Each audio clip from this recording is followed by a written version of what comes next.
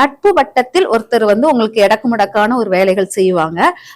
ஒருத்தர் தான் ரொம்ப இதால அதை கொஞ்சம் கவனமாக ஒரு அந்த நட்பு வட்டத்தில் உள்ளவங்கள கவனமாக பார்த்துக்கணும்.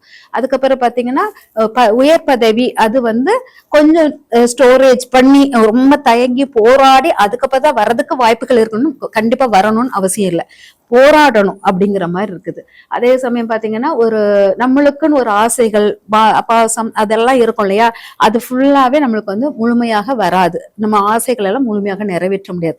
நம்ம எதெல்லாம் ஆசைப்படலையோ அதெல்லாம் நம்மளுக்கு கிடைக்கும். ஆசைப்பட்டதுக்கு போராடணும். அதுதான் மேச ராசிக்குள்ளது. ஆனா ரொம்ப ரொம்ப பவர்ஃபுல்லான ஒரு ராசியாக தலைமைக்கு முதன்மையான ஒரு தன்மை, கொஞ்சம் பெண்களுக்கும் ஆண்களுக்கும் இடையே கிராக் ஏற்படுற விஷயங்கள் இதெல்லாமே கவனமாக இருக்கணும். அதுக்கப்புறம் பாத்தீங்கன்னா எதெல்லாம் நம்ம வேண்டாம் வெறுப்பாக ஒரு இது வேண்டாம் அப்படி சொல்றதெல்லாம் நம்மளுக்கு தூக்கி எறியும் ஒவ்வொரு பொருளும் பணமாக மாறும், லாபமாக முடியும் அப்படிங்கறத எடுத்துக்கலாம். நல்ல வெளியூர் பயணங்கள், உல்லாச பயணங்கள், ஆன்மீக தலங்களுக்கு போறது இதெல்லாமே அவங்களுக்கு ரொம்ப அற்புதமான பலனாக இருக்கிறது.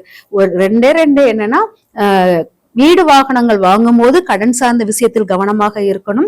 இன்னொன்னு குடும்ப உறுப்பினர்களுக்கு யாருக்கோ ஒருத்தருக்கு உடம்பு வந்து ரொம்ப கவலைக்கிடமாக இருக்கும் அப்படிங்கிறதும் முக்கியமானது. தாய் வந்து உங்களுக்கு எதிராகவே செயல்படுவாள் அப்படிங்கிற மாதிரி இருக்கும். தாயிடம் கொஞ்சம் கவனமாக இருக்கணும்.